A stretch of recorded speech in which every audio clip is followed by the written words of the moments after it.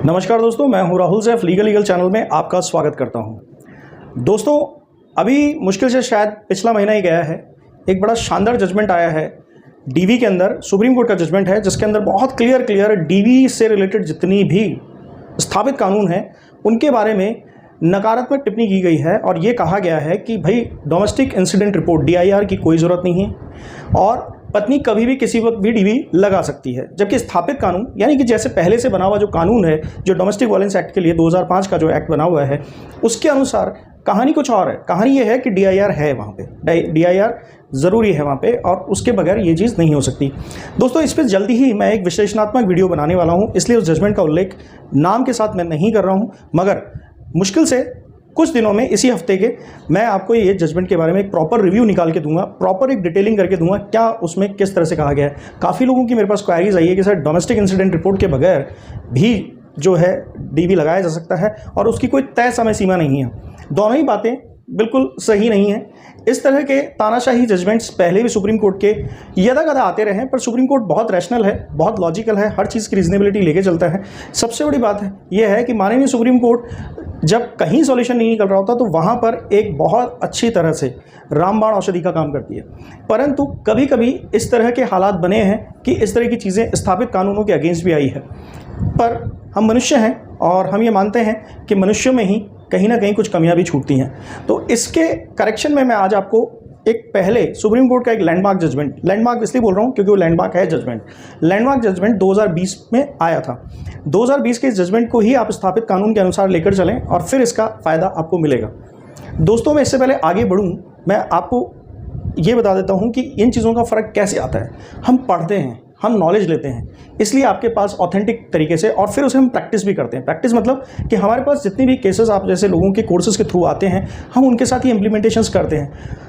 अब ये बात करते करते आज ही के कुछ इंसिडेंट मेरे दिमाग में याद आ गया कि मेरे पास एक काउंसलिंग आई थी। पहले मैं उसकी बात कर लेता हूँ कि उन्होंने मुझे कहा कि सर देखिए ऐसा है, आप तो बहुत कुछ बताते हैं, मैं आपकी बात भी सुनता हूँ और मैं औरों की भी बात सुनता हूँ। वो लोग कौन हैं जिनकी बात आप अक्सर सुनते हैं? वो डॉक्टर है, वो CA है, वो आपके वो माता पिता हैं जो किसी और पद से और किसी काम से रिटायर्ड हुए हैं जिसका कहीं भी लीगल टर्म्स में जान पहचान नहीं है। बस उन्होंने भी कहीं सुना और आपको भी कहीं सुना दिया। इंडिया में बहुत ज़्यादा प्रचलन में होती है चीज़ कि लोग कह रहे हैं तो इसलिए हम मानते हैं। नहीं साहब, ये लॉजिक जो इंडिया का है ये बिल्कुल फेलियर लॉजिक है, ये फॉल्स लॉजिक है। लोग कह रहे हैं इसलिए बिल्कुल मत मानिए। लोग गलत कहते हैं, लोग बहुत कुछ गलत कहते हैं। लोग तो कहते हैं छींकने पर भी अपशकुन हो जाता है, बिल्ली का रास्ता काटने पर अपशकुन हो जाता है। साहब ऐसा कुछ नहीं है। इसी तरह से लोगों के कहने से नहीं होता है कि मेंटेनेंस देना ही पड़ेगा, आप तो जेल जाओगे। ये सब फालतू बातें हैं। हाँ, किसी वक्त में किसी कालखंड में इलीगल तरीके से गिरफ्तारियां हुई थी, वो भी इलीगल, वर्ड पे ध्यान दीजिएगा, वो भी इलीगल थी।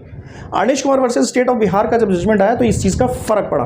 और दूसरा एक वाकया और हुआ जो मेरे यहाँ पे जिन्होंने कोर्स ले रखा है उन लोगों का पिछले 2 दिन से धड़ाधड़ रिजल्ट्स आ रहे हैं। कारण ये है कि बहुत गलत प्रैक्टिस की जाती है लोअर कोर्ट्स में जजेस की तरफ से भी। तो उसके जवाब में हमने बहुत अच्छे से जवाब अभी इन दिनों में दिए और रिजल्ट आया। स्पेशली ज़्यादातर मेंटेनेंस केसेस में है जिसके अंदर रजनीश वर्सेस नेहा के जजमेंट का बहुत गलत तरीके से मैनिपुलेशन किया जा रहा है, बहुत गलत तरीके से। यहाँ तक कि मैंने यूट्यूब पे कुछ वीडियोस भी देखे हैं कि पति के पक्ष में नहीं है ये जजमेंट, पति के लिए घोर अन्याय भरा जजमेंट। बिल्कुल नहीं है साहब। आप इसकी अगर प्रॉपर डेफिनेशन पे जाएंगे तो ये पति के पक्ष में ही है, क्योंकि कानून तो कानून है, स्थापित कानून का ही रीडिफाइन फॉर्मेट होता है। देखिए आप लोगों ने क्या कर दिया है, जजमेंट को बहुत बड़ा कर दिया है और आपने जो मेन मुद्दा है उसको खत्म कर दिया है। इसलिए आपको जजमेंट का हवा बहुत रहता है। अगर जरा सा भी एडवर्स जजमेंट आ जाता है तो आप कानून की परिभाषा भूल जाते हैं, जबकि कानून को परिभाषित करने के लिए जजमेंट आता है। जजमेंट इतना सा है, जजमेंट में फेरबदल हो जाएगा फ्यूचर में उससे बेटर परिष्कृत जजमेंट आ जाएगा और ये जजमेंट बाद में लैंडमार्क ने अपनी खो देगा या इसकी स्थापित जो स्थिति है वो खो देगा या इस पर कोई बेटर इंप्रूवमेंट आ जाएगा। जजमेंट पे सुधार करने के लिए एक और जजमेंट आ सकता है, पर कानून में सुधार करने का राइट किसी भी न्यायालय को नहीं है, सुप्रीम कोर्ट को भी नहीं है। मॉडिफिकेशन नहीं कर सकते। आपके यहाँ पर लेजिस्लेचर बॉडीज़ हैं, मैं इसको अगर बहुत आराम से हिंदी में समझाऊं तो आपके यहाँ लोकसभा राज्यसभा का काम है कानून की परिभाषा को बदलना, कानून में अमेंडमेंट करना, संशोधन करना या उसको पूरी तरह से निरस्त करना।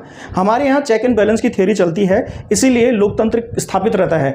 अगर यहाँ पर हमारे यहाँ पर जुडिशरी जो है तानाशाही नहीं हो, इसलिए हमारी जो एग्जीक्यूटिव बॉडीज़ हैं जो लेजिस्लेचर के अंडर कंट्रोल में काम करती हैं वो इसे कंट्रोल करती हैं।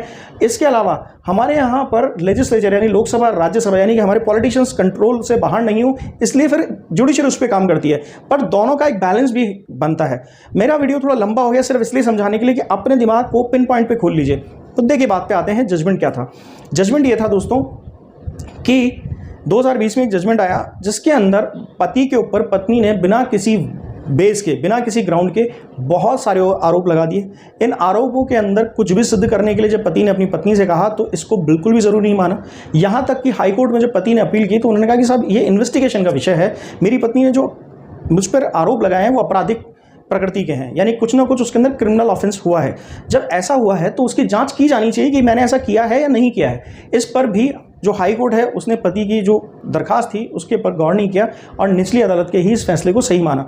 अब पति इस पूरे मैटर को लेके गया सुप्रीम कोर्ट। सुप्रीम कोर्ट ने बहुत बारीकी से चीज़ों को देखा और वहाँ पर एक बहुत सही बात उन्होंने कही। देखिए पहले यहाँ पे जो बात सुप्रीम कोर्ट ने कही उससे पहले जो क्लैरिफिकेशन दिया वो ज़रूरी है। वो ज़रूरी है कि क्रिमिनल ऑफेंस की चीज़ है और क्रिमिनल ऑफेंस की कोई भी चीज़ इन्वेस्टिगेट होना इसलिए ज़रूरी है क्योंकि क्राइम हुआ है या नहीं।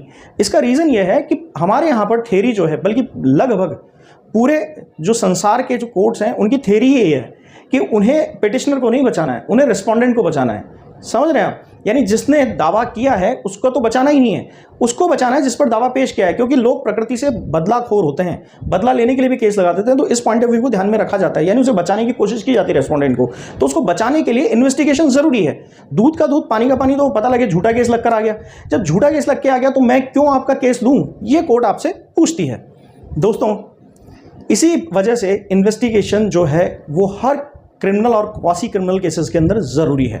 आपका 498A भी इन्वेस्टिगेशन का विषय अपने ऊपर आधारभूत तरीके से रखता है और यहाँ पर भी इस केस में बाकायदा यही कहा गया, जो कि आपके स्क्रीन पर इस वक्त यहाँ पर शो हो रहा है उसका नाम। इसको जाकर आप सर्च कीजिए, देखिए और पढ़िए। इसके अंदर बाकायदा इन्वेस्टिगेशन ज़रूरी है। अगर इन्वेस्टिगेशन हो गई है, प्रॉपर इन्वेस्टिगेशन हो गई है और उसमें पाया गया है कि पत्नी ने सिर्फ अपने बयान दिए हैं, कोई तथ्य नहीं है, कोई सबूत नहीं है, कोई गवाह नहीं है, बस वो एक बयान के आधार पर ये सब कुछ कह रही है, तो किसी भी तरह से उसके साथ घरेलू हिंसा होना अगर नहीं पाया जाता है तो केस को नहीं लगाया जा सकता। इन केस कभी केस लग भी गया तो भी इन्वेस्टिगेशन जो है, इस जजमेंट के अनुसार इन्वेस्टिगेशन जो है वो बाकायदा फिर से खोली जा सकती है, री इन्वेस्टिगेट किया जाएगा। उसके अंदर अगर पति गलत निकलता है तो केस चलेगा, अगर फिर भी नहीं निकलता तो केस फिर क्लोज कर दिया जाएगा परमानेंटली। अब मुद्दा ये आता है कि काफ़ी लोग कहते हैं सर इस तरह से अगर पत्नी झूठा केस लगाती है तो ये तो चलन में रहेगा ही, ये तो बंद नहीं होगा।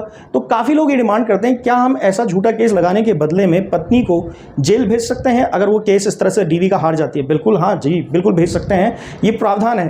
क्योंकि अगर झूठा केस आप पे लगाया गया है तो ये पक्की बात है कि आप एक बार अपराधी होते होते बचे हैं। यानी कि आप पर अगर गलती से, यानी कि आपने नहीं किया तब भी गलती से वो अपराध अगर आप पे लागू हो जाता तो फिर क्या होता, आप तो जेल होते। ये इतने बड़े जब किसी को केस की गई तो फिर इस यानी कि जो उसको आधार बनाकर आप बाकायदा अपनी पत्नी पर केस कर सकते हैं और उसे जेल भी भेज सकते हैं और हर्जाना भी मांग सकते हैं।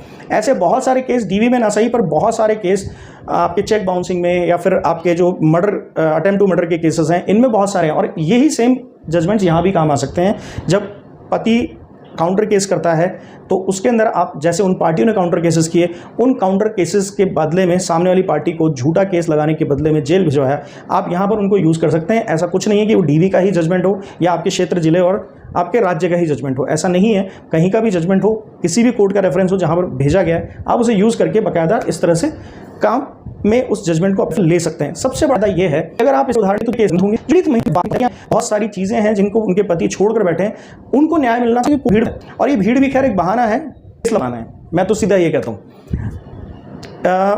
फिर भी आपको इन्वेस्टिगेशन के लिए दावा पेश करना चाहिए। उस जो लेटेस्ट जजमेंट है उससे बिल्कुल नहीं घबराना है। आज भी इन्वेस्टिगेशन हर केस के लिए बहुत ज़रूरी है। बिना इन्वेस्टिगेशन के कोई केस चलाया ही नहीं जा सकता। एक स्थापित कानून है, यानी कि ये कानून डगमगा नहीं सकता, इसमें कोई संशोधन नहीं हो सकता। दोस्तों अगर आपको वीडियो अच्छा लगा लाइक कीजिएगा, शेयर कर दीजिएगा और सब्सक्राइब कीजिए। पहली बार आए हैं या आते रहते हैं मेरा चैनल देखने तो सब्सक्राइब जरूर कीजिएगा। कमेंट सेक्शन में बताइएगा अब आप डीवी के केस में या फिर 498 के केस में आज इस वीडियो से क्या सीख कर जा रहे हैं और क्या करने वाले हैं। Thank you.